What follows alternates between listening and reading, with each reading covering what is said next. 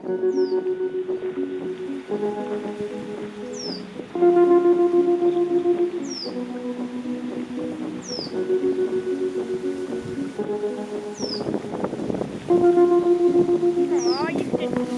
it.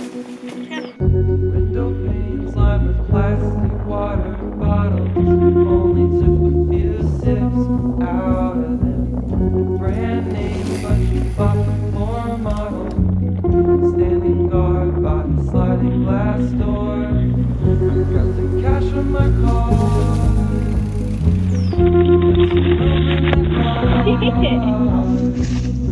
Cut your finger out. I've been making videos for a long time. The clips you saw there in the intro are from 2010 when I was 9. My brother Jamie and I used to spend hours in the woods making trails and filming each other. I'd hope my filmmaking has developed a bit from then. So, to the video. This is my 100th YouTube upload. Well, it's actually my 101st upload, but I calculated my videos wrong. I still wanted to make this video though, marking my 100th upload and taking the time to answer a few of your questions on YouTube and filmmaking a bit more in depth.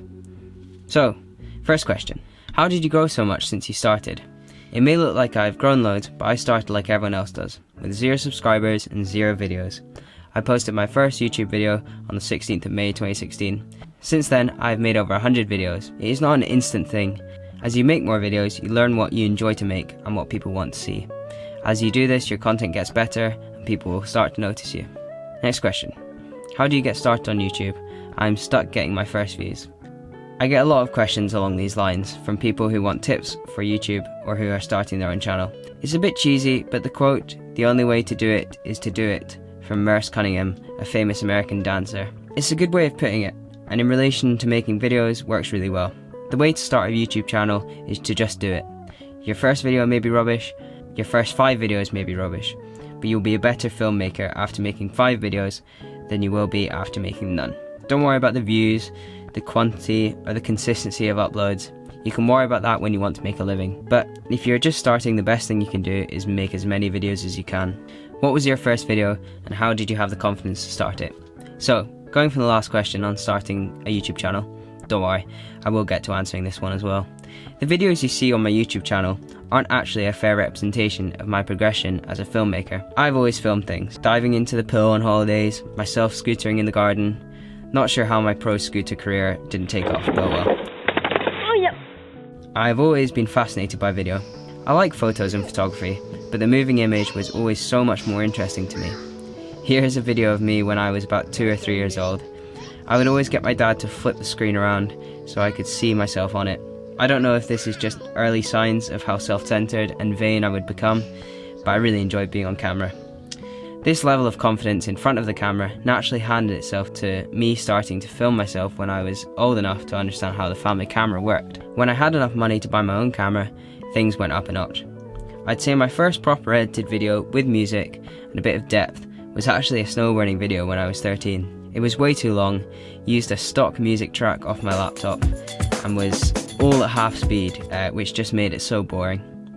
My first edited cycling video was also when I was 13. I slung a camera on my garden zip wire and hit my one little jump a million times. It took so many tries, but it's this type of experimenting where you learn the most. How old were you when you started? I'm not sure exactly what age I was when I started filming. I have footage from when I was around 9 and 10 playing with the camera, so you could say that that was my first experience filming. Favourite video you have made? There are a few that stand out that I'm particularly proud of. Beaker's Skills Park was a video I made at the brand new skills area at my local woods. The reason I like this video isn't really because of the park or anything. I like how I filmed it, and it was one of the first videos with a proper story, with a start, middle and end. It also happened to do really well and got over 50,000 views on Facebook. I think that was mainly because it was very shareable content. It showed the skills park well, but also with a bit of skill and fast riding. It also had a nice story and flow to it. Another video I like is Crux. I planned a lot for this one, checked out possible shots, planned my time and my shot order in the video. It is also unique, as there wasn't much of that type of riding being done on CX bikes at the time. What is a good small camera to start making YouTube videos with? It's pretty cliche, but the one you have on you. If you have a camera in your pocket, whether that's a phone, GoPro or big camera, if that helps you make videos, then you're winning. If you are looking for a really good all-round camera, that's small, I'd recommend the GoPro Hero 5 Session. GoPro don't make it anymore, but you can still find it on eBay. It's small, simple, and puts out a good image, so I'd recommend that. Do you have a film crew, and do they get paid? I don't really have a proper film crew.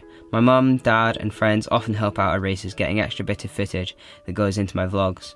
Last CX season, however, my friend Dave from Belgium started helping out a lot at the races. Most of the in-race action you see in Belgian races is captured by Dave, and I think you'll agree it looked great.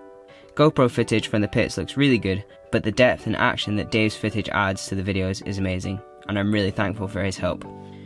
Do you ever get negative comments, and how do you deal with them? I don't really think I get that much negativity, sometimes some constructive criticism on my videos, which does actually help. I think if I was to get any hate on my videos, I wouldn't see it as anything too bad. It would likely say more about the person commenting than it would about me or my videos. Who is your favourite person on YouTube? I'm a long-time Casey Neistat fan, and many parts of my video making are influenced by his videos. I made a video in 2017 called Garage that was a proper rip-off of his work. It was a good video, but copying someone else isn't really the way to go. As I made more videos though, I worked out how to take influence from other people and use that to make my own unique content better.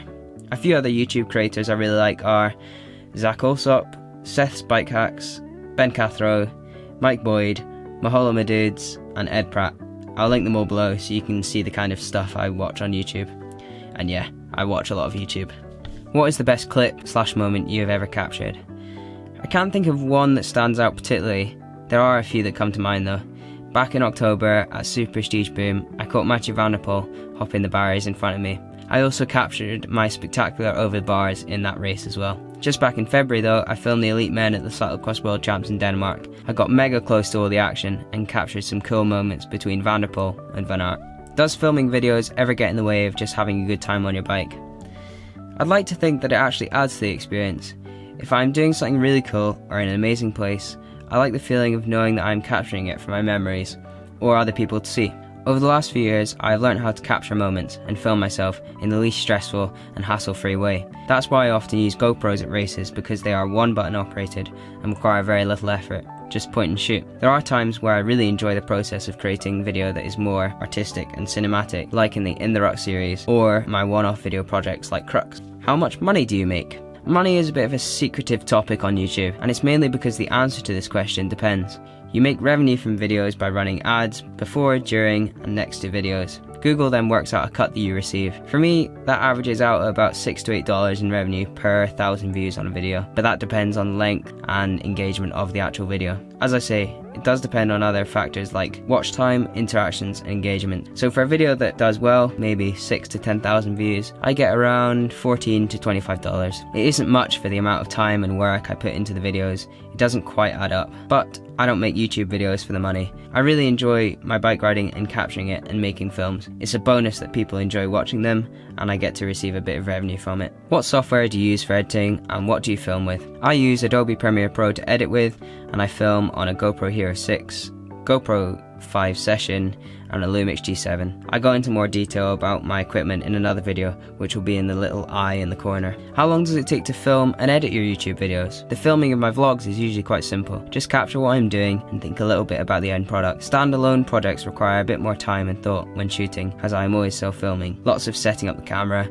and doing my bit, then stopping it. Editing probably takes the most time. For vlogs, there is lots of footage to compile from multiple cameras and people. Once I've done all that, I can start the edit proper and getting the base shape down. I then chop, cut, and edit it all down with music to reach a more complete timeline of events. More music and cutting and refining to finish it off. I then export, create a thumbnail, upload the video, write the descriptions, and adjust the settings. Then I write all my social media posts, and then finally publish it all. It's a time-consuming process, but I find it incredibly rewarding. Where is the race video from Hogstraten? Yes, I do have lots of footage from my final CX race weekend back in February. I haven't found the time to edit it to a level I'm happy with yet, but I am sure I will find it and get it done before this cross season. Does YouTube help your sponsorship? Yes. A lot. With the audience I have and the more original content I make about cycling and cyclocross, it's a pretty attractive thing for companies. That being said though, the main part of my YouTube channel is me. People like watching people, and it's human connection that really sells bikes and kit. So for me to be myself and share with the audience, you don't just need to be on YouTube. You could do that through Instagram, Facebook, or even a blog. So, those are all I had time for today in this video. I hope you enjoyed all the unseen footage I shared with you and some of the opinions on YouTube and filmmaking. I hope it can inspire you if you make your own videos, or that it was just entertaining to watch. Thanks. Try to catch it with my Try to catch it with my Try to catch it with my Catch it with my This surely was a good sign, despite of everything I saw. It's slowing down time. Don't throw the brambles. Just kick it with your feet. No, just kick the topsoil with your feet.